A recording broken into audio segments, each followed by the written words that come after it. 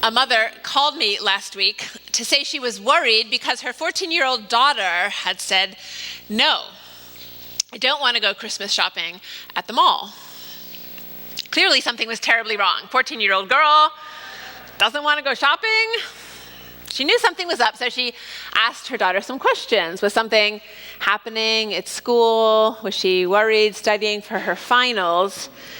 And finally her daughter said quietly, "I know it sounds dumb, but I'm afraid something bad will happen. I'm afraid we'll get hurt, maybe shot or even killed." Me too. Her mom didn't say to her daughter, but told me later. Instead, she had reassured her daughter. She told her Tulsa was a safe city, really, and that they couldn't let fear control or change who they were. Then, when she was alone later, she called me. These things aren't just happening in big cities like New York anymore. It's everywhere, Barbara. How can I really tell her we're safe if I'm not sure myself? How can any of us do anything to stop all of this madness? I really don't know what to say to her. A person of faith, the Unitarian kind, this mother, our member, was struggling to find some spiritual language that might comfort her daughter and herself. I know I can't just say, "God will protect us." That doesn't make any sense. Why would God protect my daughter and me, but not the people in San Bernardino or Colorado Springs or Sandy Hook? "I'm not sure what I think anymore," she told me. "I do know what I feel, though. I'm anxious and afraid." A lot of us are feeling a little bit anxious these days. We're wondering, is this our fate? Are we violent by nature? And if we are, is violence in our families, in our cities, and in our world something we must simply accept and learn to live with? Should we just imagine peace and accept that we'll always be at war? Now, I actually know what some of you think about these grave questions, because in the second of our Roots classes, we ask people to answer a few fill-in-the-blank questions. The exercise helps people make connections with their own core beliefs and their own personal faith. There are sentences like, and I'll pause just so you can fill in for yourself, the blank for yourself in your own minds. There are sentences like, "Prayer is," and "conflict is," "God is." One of them is, "War is." And I remember several of your answers to that one. This one might be the one that has the most consistency in the answers. You've said war is inevitable, war is tragic, war is a waste of resources, including life. I don't think I've ever heard war is something we are outgrowing. And no wonder, really. The 21st century started with 9/11. Then we've had the Iraq War, Abu Ghraib, Al-Qaeda, Darfur, Chechnya, Chad, Gaza, the West Bank. Sometimes I wonder if there isn't a war for every letter in the alphabet. Now we're focused on ISIS and Syria. And naturally, the closer the violence gets to home, the more intense our concerns and our fears become, and the more intense our defenses and our instincts to fight back grow. And the more urgently we want to understand if we can realistically hope for or work for peace. What is our true nature? Are we compassionate empaths or violent killers? Yes. When Jane Goodall was in Gombe, observing chimpanzees, she asked herself the same question. Her colleagues actually pressured her not to publish her findings. They said, you should never publish this because it will give irresponsible people the data they need to prove that our human tendency to engage in conflict is innate, that war is therefore inevitable, an unfortunate and regrettable legacy from our brutal ape-like ancestors. After 10 years of living with her beloved chimpanzees and believing that they were, as she would put it, rather nicer than human beings, a fellow researcher observed a brutal attack on a female of a neighboring community. He described how a group of our males set upon her, hit her, and stamped on her. During the assault that lasted more than 5 minutes, her 18-month-old infant was seized, killed, and partially eaten. They were shocked, and they blamed Humphrey, an alpha male in the group, a ringleader, something of a psychopath, they had thought, deciding he must have encouraged the other males somehow. Then not too much long later, they witnessed a high-ranking female, Passion, and her daughter, Palm, attack and kill the baby of another mother in their own community. The other mother and Passion had known each other all their lives, and there was no shortage of food at the time. Then around the same time, the community itself split into two, and Goodall and her colleagues observed their community of chimpanzees go to war. The war lasted 4 years and was over only when the entire split-off community that had moved south was completely annihilated. Greatly distressed, but also persuaded beyond doubt, Goodall let go of her illusion that her chimpanzees were peaceful or somehow better than humans by nature. We have definitely inherited a violent and warring behavior through the process of evolution. We are strongly predisposed to act aggressively in certain contexts, like when we are jealous, when we are competing for food or for sex, when we want to claim certain territory, when we want revenge, and when we are afraid and want to defend ourselves.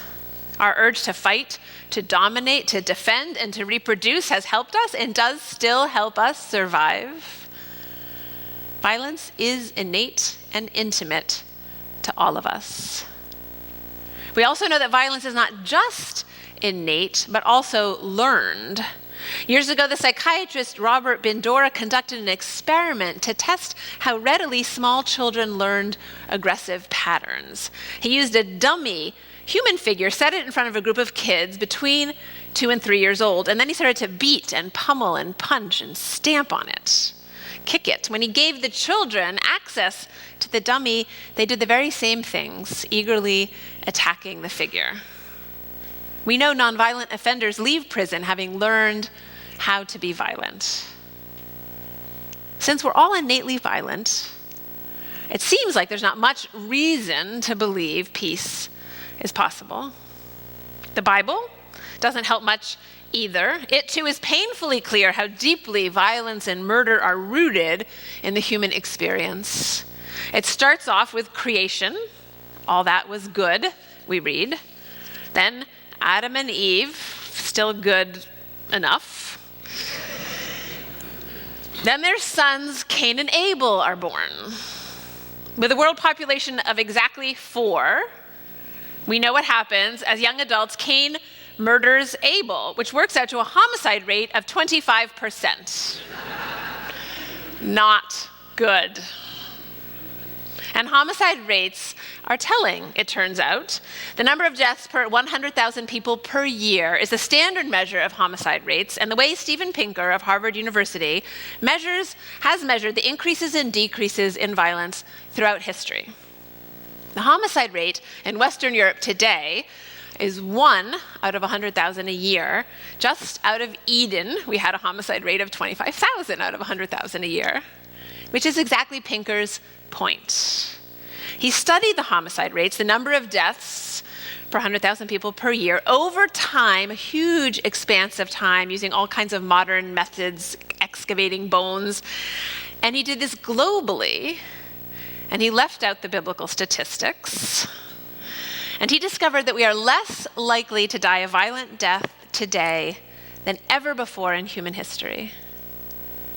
As horrifying as the threat of terrorism is today, as close as movie theater, clinic, and school shootings are coming, overall, the world has never been so peaceful. Take a deep breath with that one. It's true.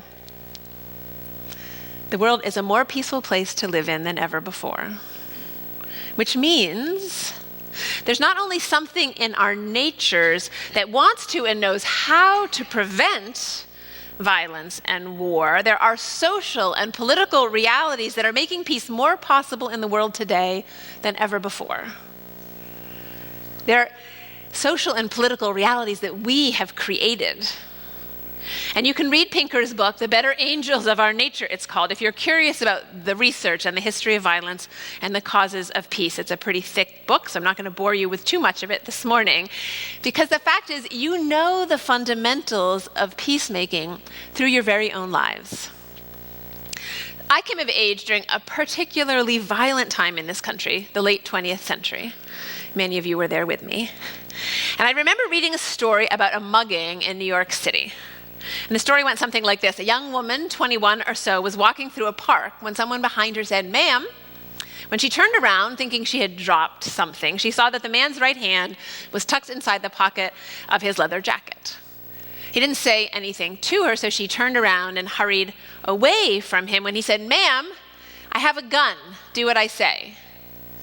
And he showed her the gun, and he led her to sit down on a park bench where they sat down together. And she looked around to see if there was somebody nearby who could help her, but all she saw was mothers pushing strollers. And he began to talk about his life and about how he wanted to die and how he didn't want to die alone. And she was terrified, of course. And then she said, "But there's so much to live for." And he looked at her a little bit confused, and she said, "There are things like poetry." And there was something in his eyes and on his face that told her that he was listening. And she began to recite the poems that she knew, the first verse of one and the last verse of another. And they actually started to talk a little bit. And he agreed that she would take him to a bookstore where she could show him some of the poems that she was talking about. And they started to walk away together. And as they reached the end of the park, he actually apologized to her and ran away. Are we compassionate empaths, or are we killers?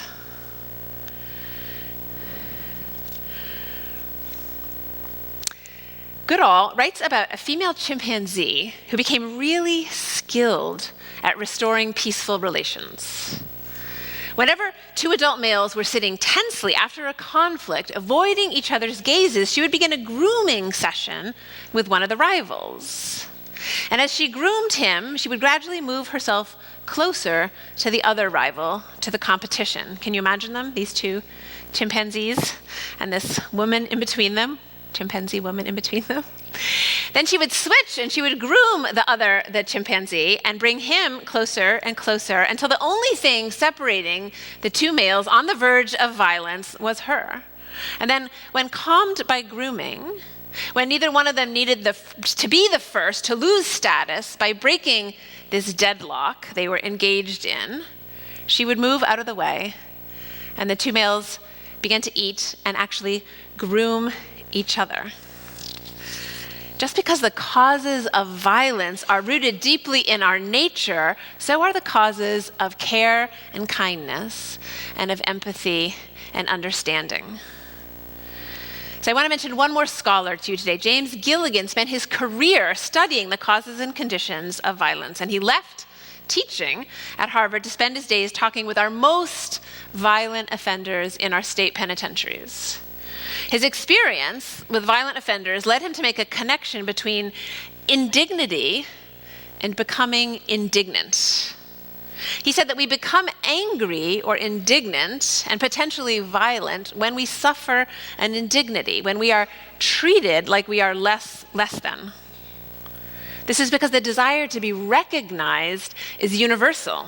And again, the word itself, recognized, is revealing. To be respected is literally to be looked back at. Respect, like spectacles, respectare, to be recognized. People need to be seen and heard and valued to know their own self-worth. Because when we are seen and known and valued and accepted as we are, we feel a healthy pride, we feel honored, and we gain self-respect. Those who have used this knowledge of human nature have known that when we're insulted or ridiculed or treated with contempt, we feel shame. And shame is the emotion of violent revolution. Read Marx or Hegel and you'll see they knew that. And maybe people have always known this fact about human nature, because when Gilligan also turned to the story of Cain and Abel, because really it's the first recorded murder in human history, to test his thinking, his theories were affirmed. He went back to the text after having many conversations with actual people who had committed murder, and he heard this story differently than he'd ever heard it before.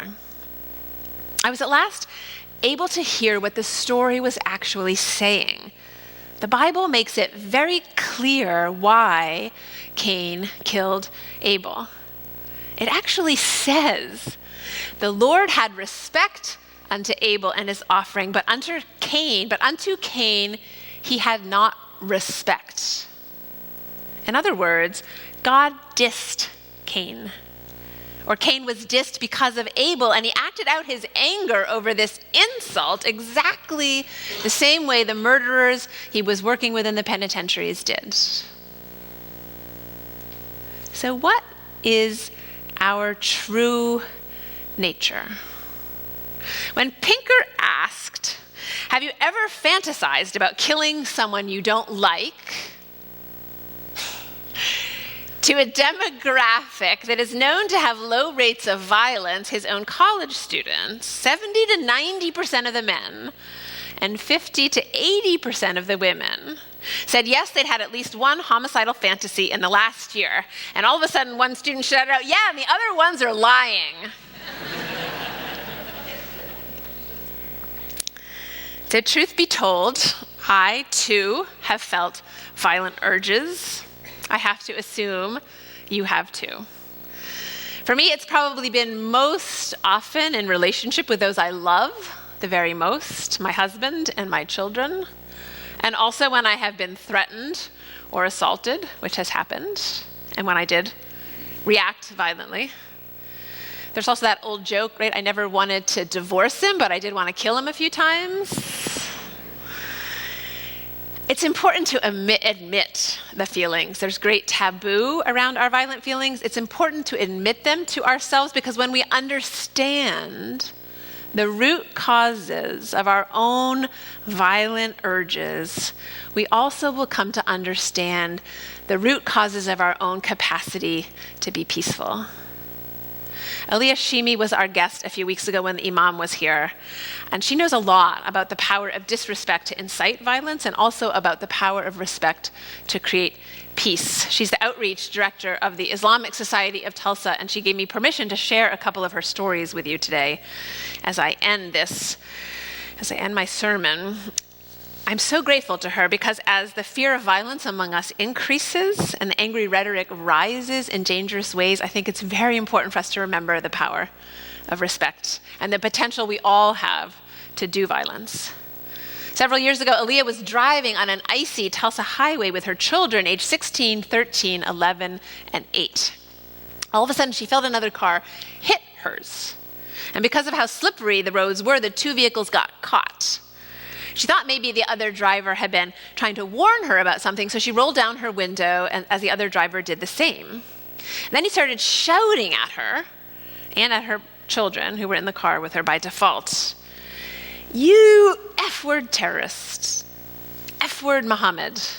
You should just F-word get out of this country. We don't want any F-word Muslims around here.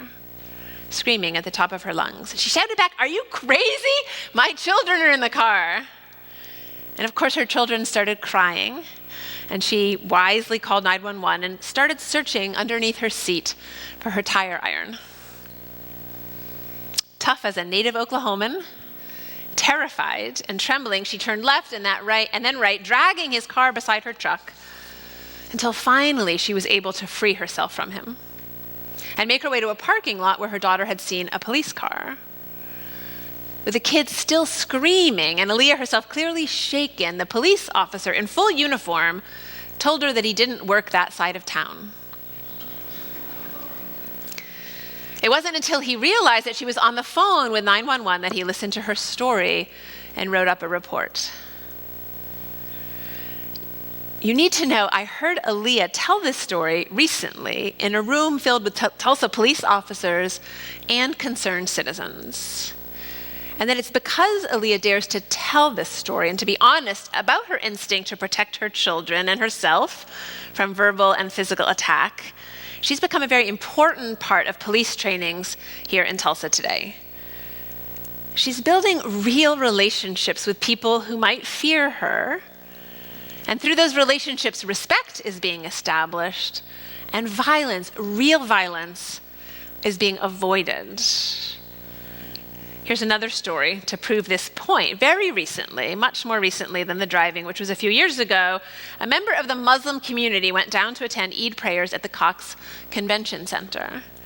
He was late, so he parked his car in front of the courthouse in a space that said no parking. And because he was late, he jumped out of his car and he started running so he wouldn't be too late, and he left a backpack on the passenger seat of his car. It didn't take too long for the police and the FBI and a bomb squad to be standing surrounding his car. There's video footage of his running away from the car. Aaliyah, what should we do? The officer called to ask. Wait, Aaliyah said, please wait. He's probably just at prayers with the community. Please wait. Then she called a few people, including the local imam, and pleaded with the men not to cut into his car yet. And the men listened. And they showed respect for the Muslim community and its leaders. And a major incident that might have incited much more violence was avoided. Knowledge and understanding create respect. And respect, born of relationships, create peace, which means we can do something about the state of our world today. We can let go of some of our anxiety, which often comes from a feeling of helplessness. And we can use whatever anxiety is left over to push ourselves to become the peacemakers we need today. We can go shopping at the mall. In fact, we should go shopping at the mall because we can't let fear or even terror stop us from living our lives. It's not stopping Aaliyah, and it shouldn't stop or change us. We today enjoy the peace we find today because people in past generations were appalled by the violence in their time and worked to reduce it. And so we should work to reduce the violence that remains in our times now, Pinker writes. In my research for this sermon, I discovered something interesting too, that in our roots classes, we don't ask, but maybe we will from now on, we don't ask, peace is. It's not in there. But what I hope is that now you could fill in that blank easily enough. And that you might write in, peace depends on respect. Or peace is something we can create, not just imagine. And you can start today, right here, right now. You can learn about a faith tradition or a culture you don't understand. You may not even have to leave this building. You could come to the 11:30 service if it makes you uncomfortable. You could come to the point if you think that one isn't serious enough, or maybe you think it's too serious. Every day we can practice the kind of respect that comes from moving in closer to what makes us uncomfortable, rather than the kind of respect which is much weaker that comes from distancing ourselves from what makes us uncomfortable. And if and when people ask you, will God protect us from this violence? You can tell them, and you can tell your children and your friends and your spouse and yourself that you don't think it's up to God, but that yes, peace is possible because now you know it's true. Amen.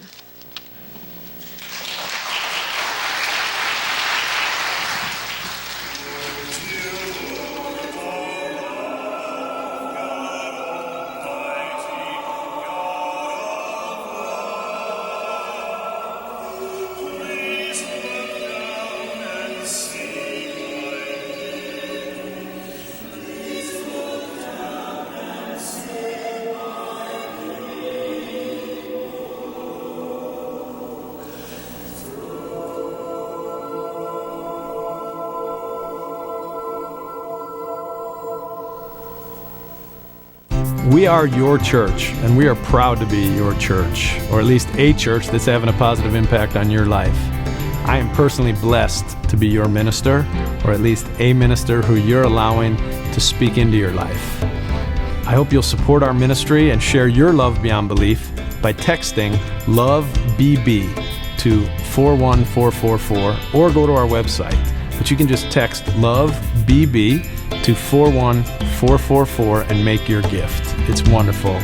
Thank you. Be blessed and be a blessing.